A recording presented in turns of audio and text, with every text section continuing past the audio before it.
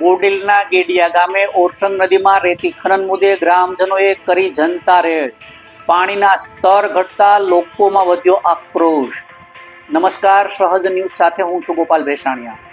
છોટા ઉદેપુર જિલ્લાના બોડેલી તાલુકાના ગેડિયા ગામે ઓરસંગ નદીમાં ચાલી રહેલા રેતી ખનન મુદ્દે ગ્રામજનોએ ભારે આક્રોશ વ્યક્ત કર્યો હતો.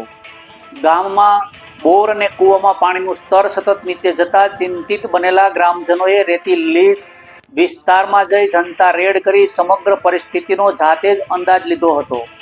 ગ્રામજનોએ આક્ષેપ કર્યો હતો કે લીજ માટે નક્કી કરાયેલ વિસ્તારની બહાર પણ બેફામ રીતે રેતી ખનન કરવામાં આવી રહ્યું છે. ઉપરાંત રાત્રિના સમયે પણ મશીનો દ્વારા ખનન થતું હોવાની ફરિયાદો સામે આવી રહી છે. જનતા રેડ દરમિયાન ગ્રામજનોએ જોયું કે રેતીના ખાડામાં કામ કરી રહેલી હિટાચી મશીન તાત્કાલિક સ્થળ પરથી હટાવી લેવામાં આવી હતી. ગ્રામજનોએ વધુમાં જણાવ્યું હતું કે આ અંગે ખાણ અને ખનિજ વિભાગના અધિકારીઓને જાણ કરવા માટે ફોન કરવામાં આવ્યા હતા, પરંતુ અધિકારીઓ દ્વારા ફોનનો જવાબ આપવામાં આવ્યો ન હતો, જેના કારણે લોકોમાં વધુ અસંતોષ ફેલાયો હતો. સ્થાનિક ખેડૂતોનું કહેવું છે કે ઓરસંગ નદીમાં બેફામ રેતી ખનન થવાના કારણે આસપાસના વિસ્તારોમાં કૂવા અને બોરમાં પાણીનું સ્તર ઝડપથી નીચે ઉતરી રહ્યું છે, જેના કારણે ખેતી અને તેમજ પીવાના પાણીની ગંભીર સમસ્યા ઊભી થઈ રહી છે.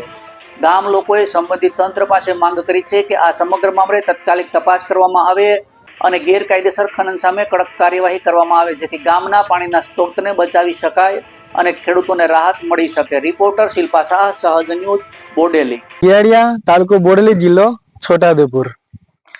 અમારે અહીં ગેડિયા ગામની અંદર જે લીજો 2 નંબરમાં એ લીજ માફિયાઓનું એટલું બધું જોર વધી રહ્યું છે કે આડેધડ રેતી ખનન કરે છે. લીજ ચાલુ હોય, જે લીજ લીગલ છે તો લીગલમાં મશીન રાખે અને અનલીગલમાં ભરે છે. પછી જ્યારે એવું લાગે કે કોઈ ખનિજ ખાન કે ગમે તે આવે તો મશીન હટાવી લે અને પછી જે ગયા પછી બીજા પાછા એમાં ભરવા બાજુ બહાર. અને બીજું અનલીગલ જે ગામ લોકો દ્વારા બી ભરાવામાં આવે છે, જે અનલીગલ ભરપૂર પ્રમાણમાં અનલીગલ રેતી ભરવામાં આવે છે. તો એ કઈ રીતના ભરવામાં આવે? અમારે અધિકારીઓને મારે જાણવું છે કે અધિકારીને જ્યારે ફોન કરવામાં આવે છે ત્યારે અધિકારી કલેક્ટરશ્રીને ફોન કર્યો પણ ઉપાડ્યો નહીં, જે મારી પાસે રેકોર્ડ છે. અને ગાંધીનગર જે ફોન કર્યો છે એ બી રિસીવ નહીં કરતા અને ખનિજ ખાન વિભાગમાં બી રિસીવ નહીં કરતા. જ્યારે અહીંયા સરપંચને અને તલાટી પ્રમુખને બોલાવવામાં આવ્યા તો સરપંચ એટલા આવ્યા અને સરપંચ અહીંયા જે ગામ ઠરાવ, જે ગ્રામ પંચાયત મતલબ ઠરાવ મુજબ જે કાચો જે અત્યારે લેખિતમાં લખી લે એમ કઈ જે લખવામાં આવ્યું કે અત્યારે લીજો બંધ કરાવવાની છે એમ, અને ટ્રેક્ટરો બી બહારના જે ચાલે છે એમને બંધ કરાવશું અને 50,000નો દંડ કરશે એવું કીધું. તેમ છતાં લીજ માફિયાઓ અને અમુક ગામના પણ આગેવાનો એમાં સામેલ હોય શકે, જેથી આ લીજો ચાલુ છે. આજે તમે સવારમાં જનતા રેડ કરી એવી માહિતી હતી.